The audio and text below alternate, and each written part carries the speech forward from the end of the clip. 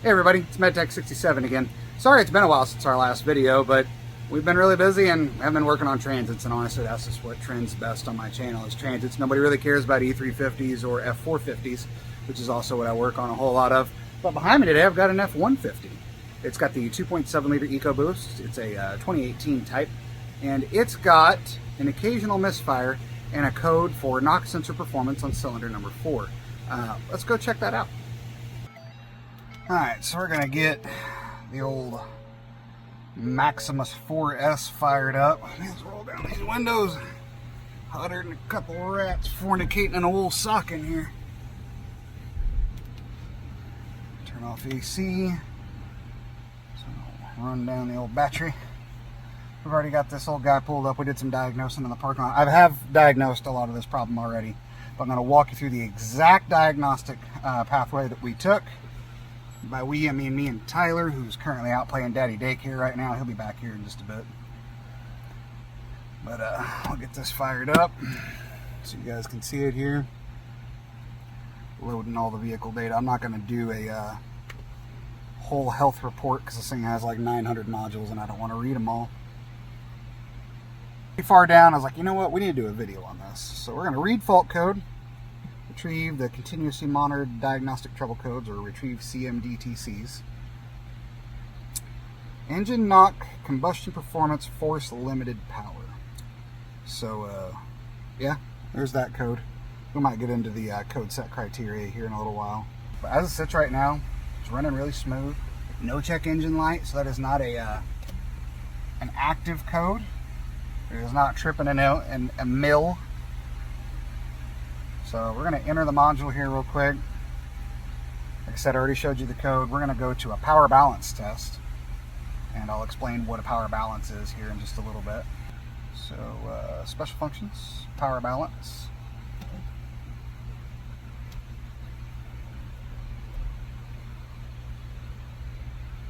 So way to turn that light. I'll shut that. Maybe that'll help.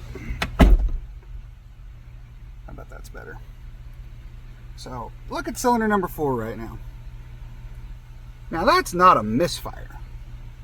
A misfire would be much bigger, like down into the 20s. As it sits right now, that's just low contribution. And I can put it under the load. It's about the same. Clear that history out so you can see it. We definitely do have low contribution on cylinder 4. That's a little odd. It's pretty steady. All the other cylinders are hitting just fine. So, let's get out of the old power balance there. Put it back in park before I go crashing through the door.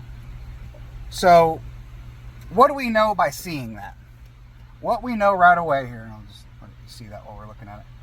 What we know is we've got fuel, we've got air, and we've got spark to that cylinder.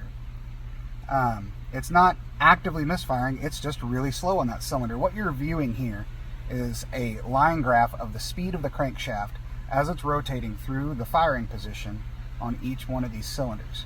And when it gets to number 4, it just doesn't speed up as much as it does on all the other cylinders.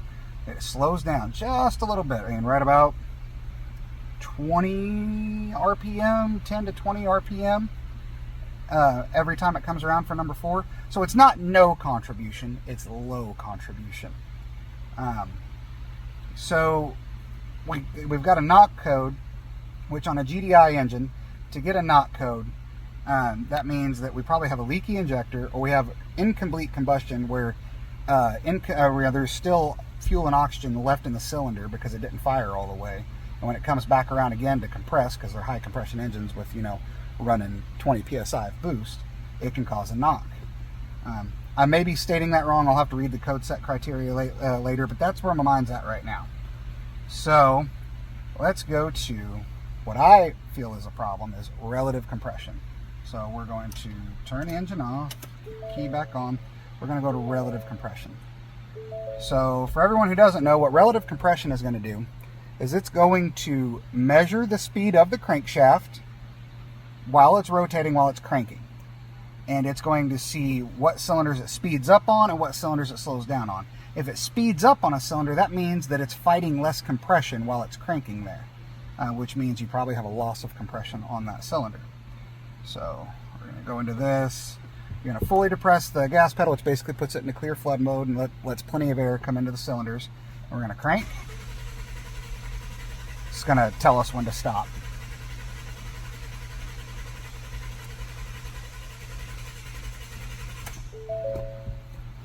Now what do we see?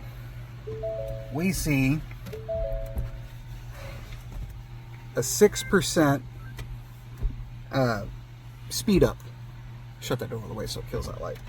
6% speed up on cylinder number 4. So now we see slowing down on our power balance, right? And speeding up on relative compression, which really leads us to believe we don't have a lot of compression on cylinder number 4. So that's concerning. And that could certainly cause the problem that we are seeing with knocking and the misfire. So we have low relative compression. We do have a drop in speed on cylinder 4 during the power balance. Let's go check compression. The only way to actually do that is to pop coil plugs out, coil on plugs out, pull plugs out, and see what we see, and measure the compression there. So let's go do that. Okay. All right, so cylinder number 4 is going to be one back on the driver's side. So we're going to pop this coil out. Let's pull that. No, it's the front one. Huh? Front one. So you're right. You're right. You're right. It was the front one. Put that guy on. Pop that guy off.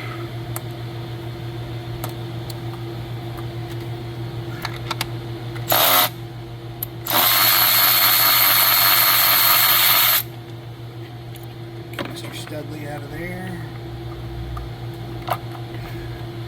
Pull a long plug out of there. Let me grab a socket and a ratchet.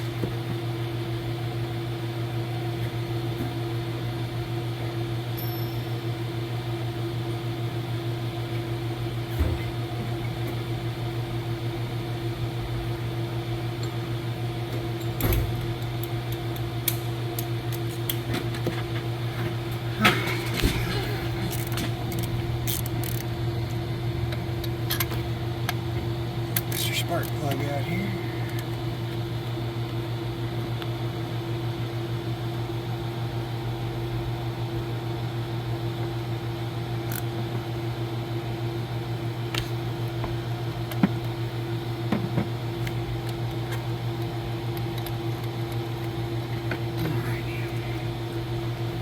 You see, that's a problem.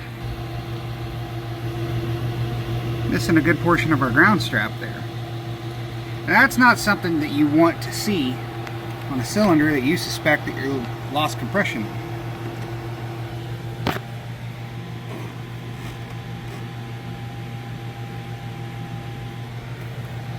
So,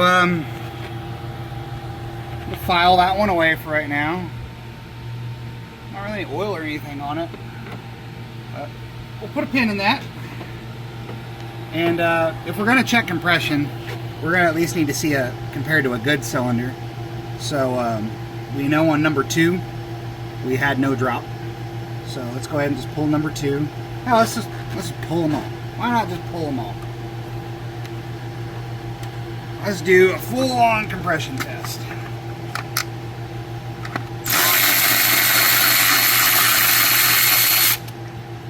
These are really easy to pull.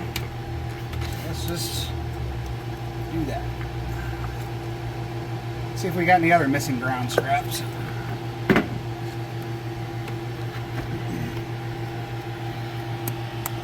know what this engine needs? More evaporative and crankcase lines and charge air cooler lines. There's not enough ducting in this engine. It needs more ducting. Ford, give me more ducting. People have spoken. I want more ducting. Not a V8. No. Not a pushrod V8 either. We want dual overhead can. Rice burning.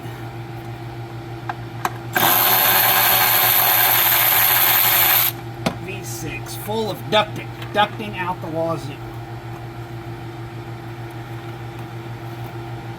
Thank you for tuning in to my unhinged TED Talk.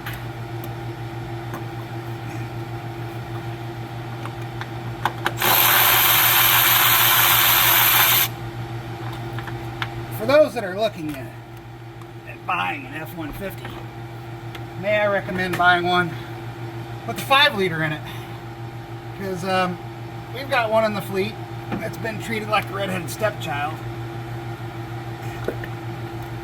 and she's still ticking strong.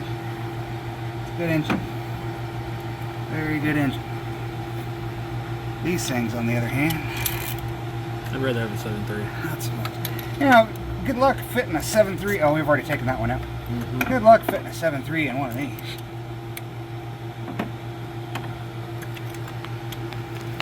Be really cool to do it. Although, for some reason, if your 7.3 is running in Arkansas, it seems to shuck engines like it shucks corn out there. We haven't ran into that problem. We don't have corn in Arkansas. Ain't this place a geographical oddity? Free engines from everywhere.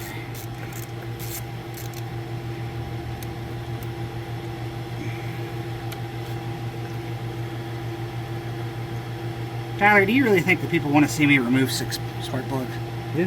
You think they do? Okay. They do. The people are... You know what it'll tell us? When I look at the video later, and I see like the most replayed part, and it skipped right back, right past my little unhinged TED Talk talking about V6s. Hey look, that one's got a ground strap, that's good. Tyler, what are the tea leaves? You see, Tyler, he's a drag racer. And every time he inspects a spark plug, he's like, It's a Pisces. It likes long walks on the beach.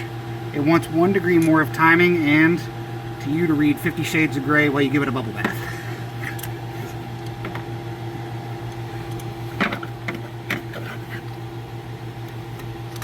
What is it thinking, Tyler? It's thinking it burns a hell of a lot better than number 4. Yeah, you're probably right. I'll give you that one. Way less carbon on that one. The plug probably does tell you that. I'll give you that.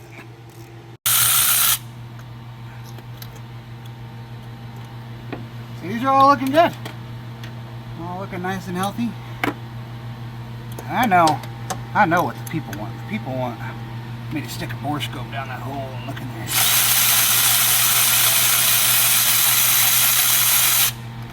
Put a timestamp in here. Yep, this is where we looked in the borescope. But right now we're removing spark plugs and doing compression tests. We're, plan the work and work the plan. You know what I mean? Everybody wants the carnage. Yeah, I know.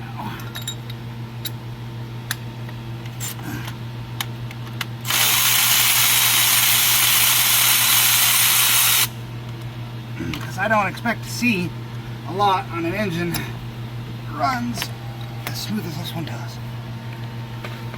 See, all my spark plugs actually look really good.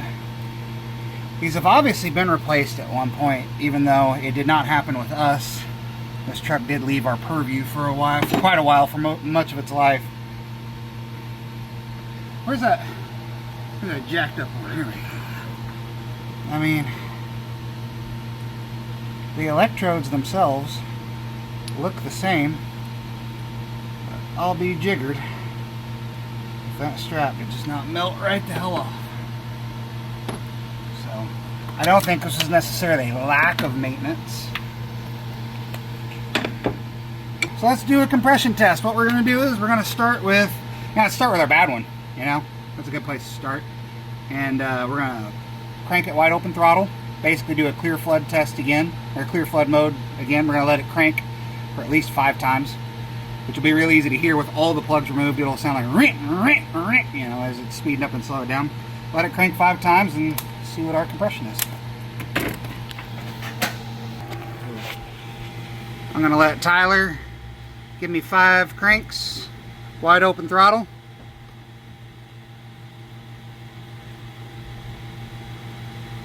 Clear.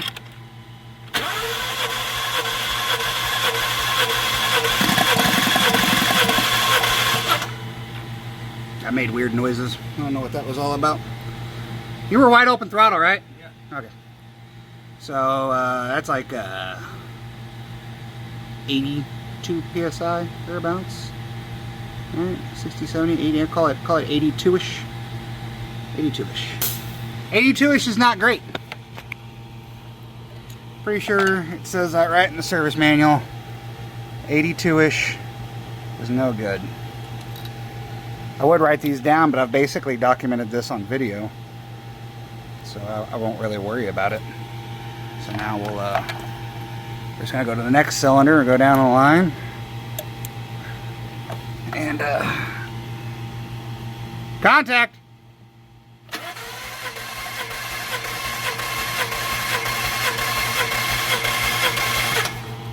Okay, so 115-ish is certainly a lot better than 82-ish.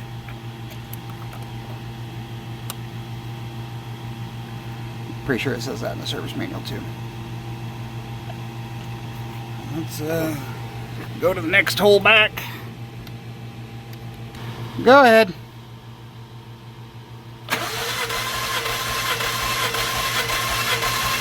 Okay. Huh? Oh, it's doing its auto crank. So we're looking at, I would call it 110. I'm doing this work one-handed, and I'm kind of proud of myself, not gonna lie. Go ahead.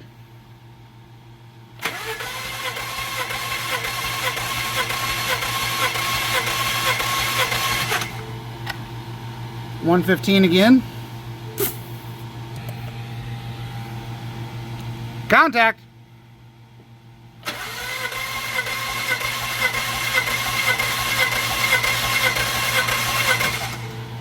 Pretty consistent.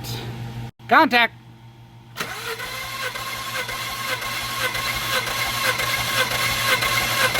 Okay. So we're looking at 115, 110, 118, 82. That's a problem. That's a problem right there.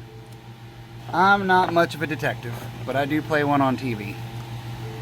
And if I'm missing if I'm missing a piece of my spark plug, well, the laws of deduction say that it would follow the exhaust gases and try to go out the exhaust valve, and probably gave that exhaust valve a whooping. So let's go ask the exhaust valve if it got a whooping. Alright, so we got her down bottom dead center, and things look pretty good in there, you know, like you would expect out of an engine that ran as smoothly as this one did. I don't see any scuffing. We got good crosshatch.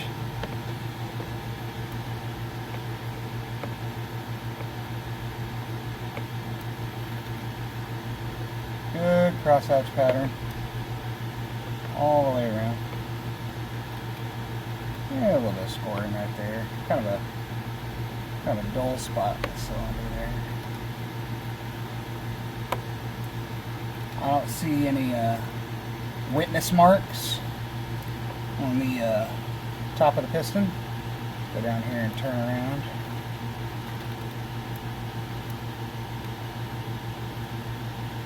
I don't see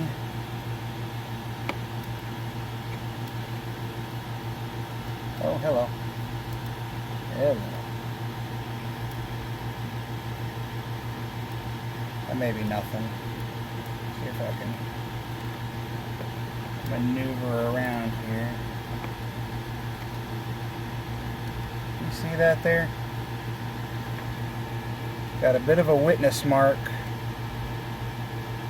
right there on the exhaust valve seat. You see what I'm talking about there? Mm-hmm. Oh yeah. Oh yeah. That exhaust valve's open right now. There's a bit of a witness mark right there. That's no bueno right there, folks. Cut the seat. Sure looks like it, doesn't it? Seeing if I could Christopher Nolan eat your heart out.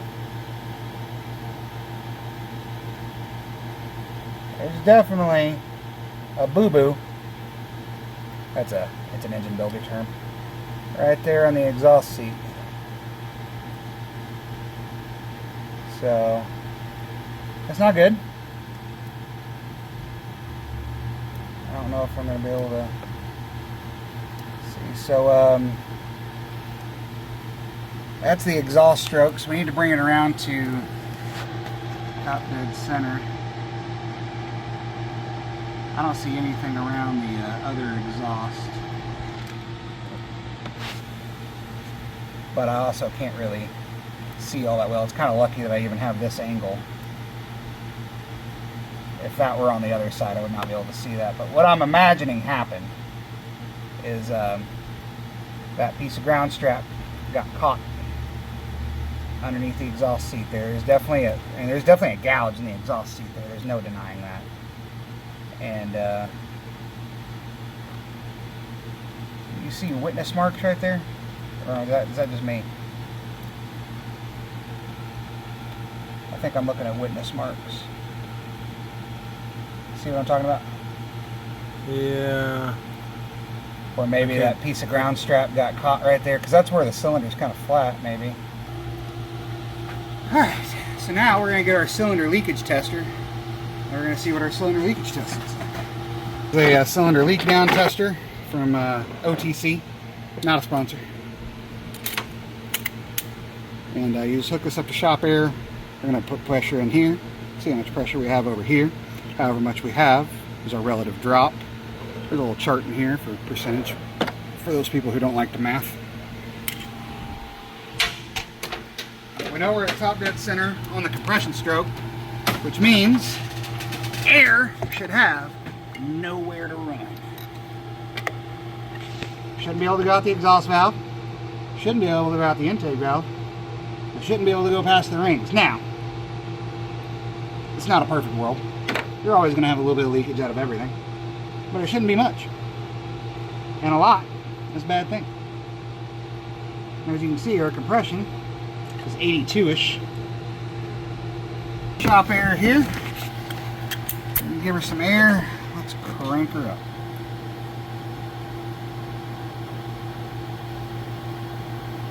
You can see that's not what you want to see right there. That's a big disparity. Big old disparity. We're losing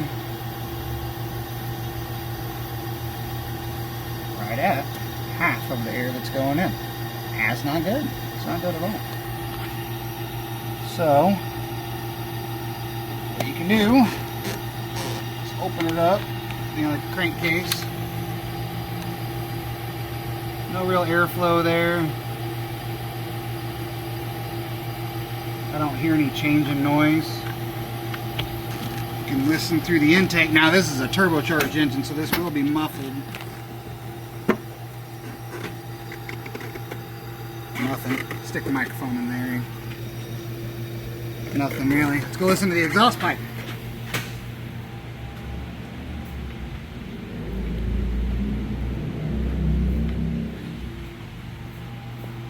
Oh yeah. I got some noise. See if you can. I think the microphone's there. Kind of go out and in. So you can also feel the air coming out. Can you feel it? It does kind of. Feel it on my hand. Yeah, I've got a whisper of hot air in my ear. It's like Harvey Weinstein's behind me. Here's one way to verify. We already saw the damage on the exhaust seat, so it really confirms what we were thinking. But if you'd like to be really sure, and you happen to have a smoke machine, that'll also do it. Got the old smoke machine, she's a-blowing. Just gonna stick that right onto the hose there. Whew. Reminds me of college.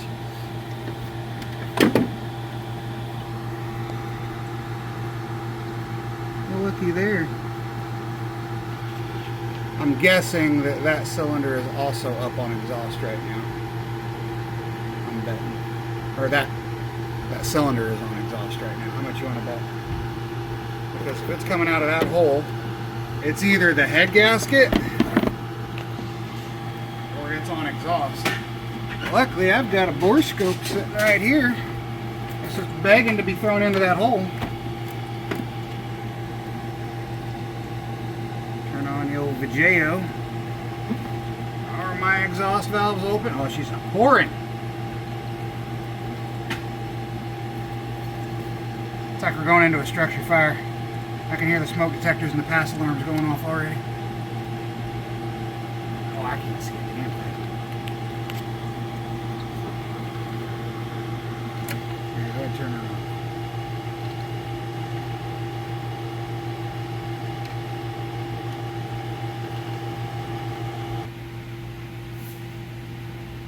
See anything? Nope. Alright, we got a little smoke purge.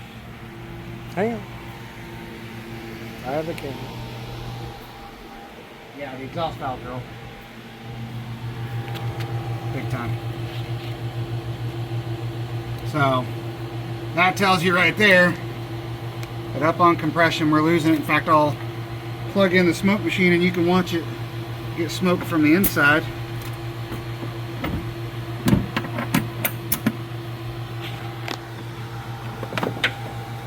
I'm recording that right now, so.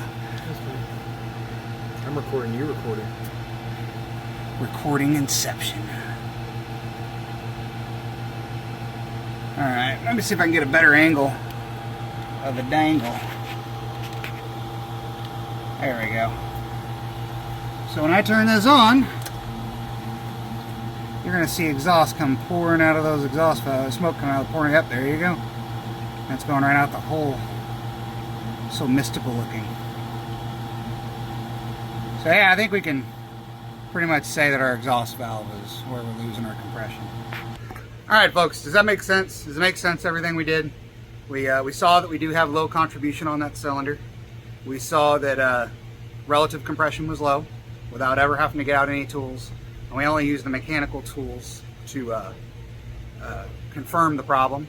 And we only used a visual inspection to back up what our mechanical tools were already telling us. We saw that nicked exhaust seat. That's a definite problem, and we can see that it's obviously going right out the exhaust side. The only reason it was going into the other cylinders are on the same manifold, so it's going out one cylinder, right up into another one. The only way it can come out of the exhaust manifold on that one is, in on that side. So if that makes sense. So we could probably fix this with a head. It looks like the cylinder's in good shape. It looks like that's the only place we were losing exhaust or compression gases to. We didn't have anything coming out of the crankcase.